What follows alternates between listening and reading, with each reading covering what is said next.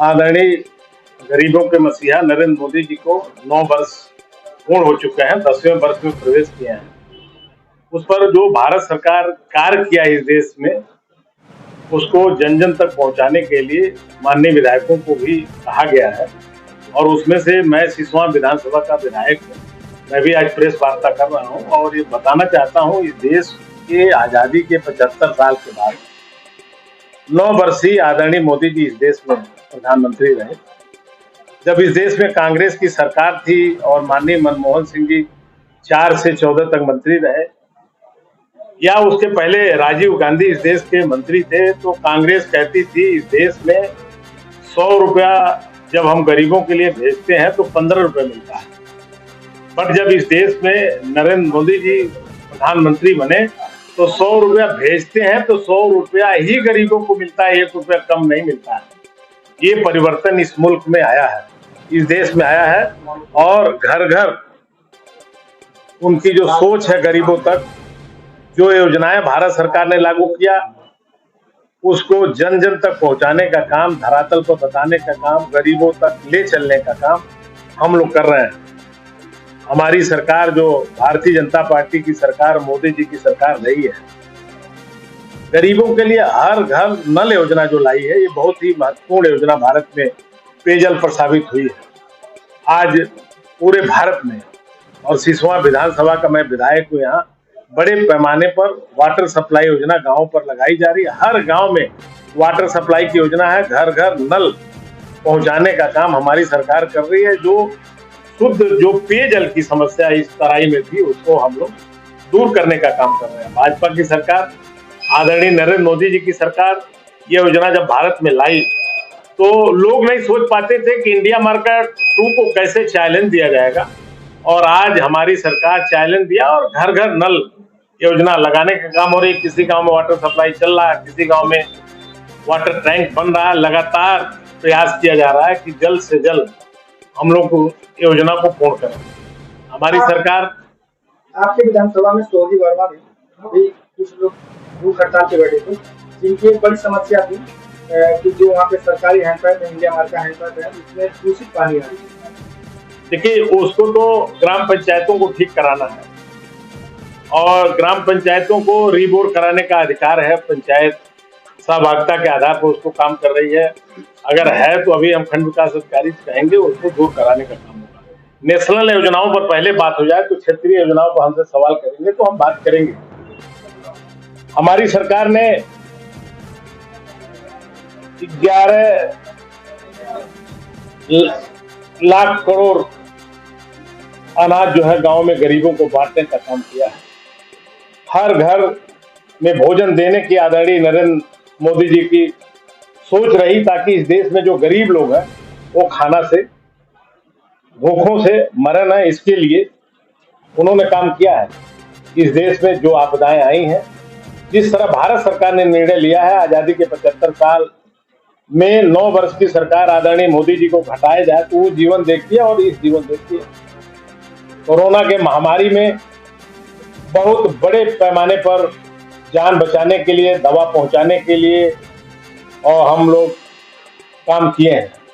और भारत जैसे जहां 130 करोड़ आबादी है, उसको हम खुश रखने के लिए पूरा प्रयास किया है। जीवन रक्षक दवाओं पर भारत सरकार 80% छूट दे रही है। लगातार गांव में ये दवाएं वितरित हो रही हैं और उत्तर प्रदेश सरकार भी इसको बढ़ाने के लिए जन जन तक काम कर रही है। भारत सरकार किसानों के लिए, आप देख रहे होंगे कि जो योजना आदरणीय मोदी जी ने किसान भाइयों के लिए 11 लाख करोड़ रुपया हर वर्ष किसान के खाते में ट्रांसफर हो रहे हैं।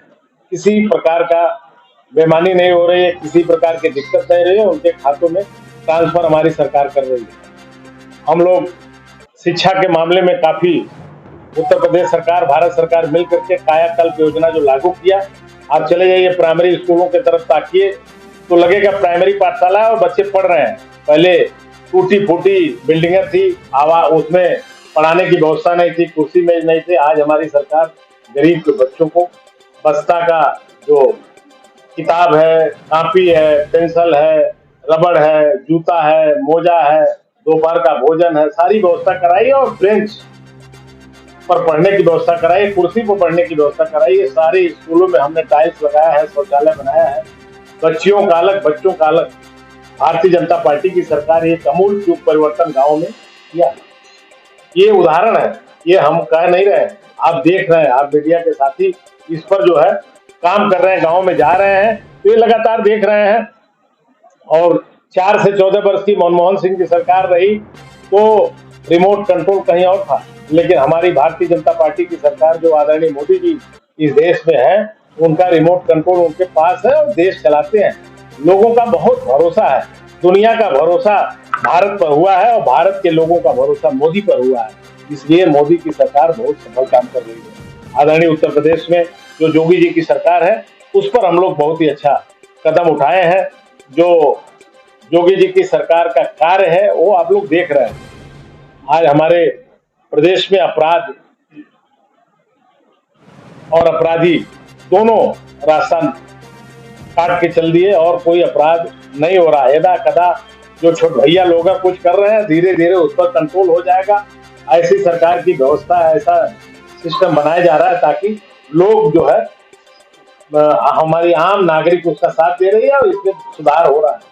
किसानों के लिए लगातार हमारी सरकार खादों पर सब्सिडी दी है। और आप देखें, भारत सरकार ने नैनो डीएपी और नैनो यूरिया लाई है, उसको छिड़काव करके तरल पदार्थ के रूप में खाद का प्रयोग हम करने जा रहे हैं। इससे बड़े पैमाने पर हमारी जो जो जन और धन की जो हानि होती है, जो बीमारियों पर लगातार हम कंट्रोल करने जा रहे हैं ताकि बीमारी कम से कम हो, अच्छा खाना मिले, खाद का कम प्रयोग हो, दवाओं का कम प्रयोग हो। इसलिए डीएपी तरल पदार्थ के रूप में भारत में आया है। डीएपी पर हमारी सरकार ने बड़े पैमाने पर छूट दिया है। समय से खाद, बीज की व्यवस्था हमारी सरकार कर रही है। लगातार हमारे जो क्रय केंद्र हैं, समय से भारतीय जनता पार्टी की 9 वर्ष में चलाए गए हैं। आज आप देखें, गेहूं के पैदावार जबकि लगातार घटी है, इस वर्ष घटी है और बड़े पैमाने पर लोग जो है अपने गेहूं को सेंटरों पर दिए हैं, नहीं तो बाजार में मूल्य से ज्यादा, सरकारी मूल्य से ज्यादा उनको पैसा मिला, वहां बेचे। लेकिन हाहाकार करने में क्या, सेंटर हमारे इंतजार करते रहे, जो गेहूं आया खरीदे, नहीं तो बंद कर दिए। लगातार हमारी सरकार गेहूं की परचेज किया है, धान के समय में धान की परचेज करती है, समय से बीज देती है, समय से दवा देती है, समय से खाद देती है, ताकि प्रदेश में हम जो है किसी किसान को ये शिकायत करने का मौका नहीं देते हैं कि खाद के गोदाम पर लाठी चलती है। पिछली सरकारों में हमारे किसानों पर लाठी बरसाई जाती थी, लगातार किसान पर लाठियां गिरती थी। सुबह सेंटर पर जाते थे, रात भर रहते थे, सुबह दूसरे दिन खाद पाते थे। आज खाद की क्राइसिस नहीं है। इम्पोर्टेड यूरिया माननीय प्रधानमंत्री इस देश में लाए, खादों पर कंट्रोल कर दिया और खाद का जो तस्करी होती थी वो कम हो गया, बड़े पैमाने पर कम हुआ है। यदा कदा बॉर्डर होने के नाते नेपाल में कहीं न कहीं खुला बॉर्डर होने के नाते लोग इधर से उधर कर देते हैं, लेकिन वो जो कंट्रोल है हमारी सरकार का है और हमारे किसान को कमी नहीं होती है। किसान खाद के लिए, बीज के लिए कहीं नहीं भटकता है।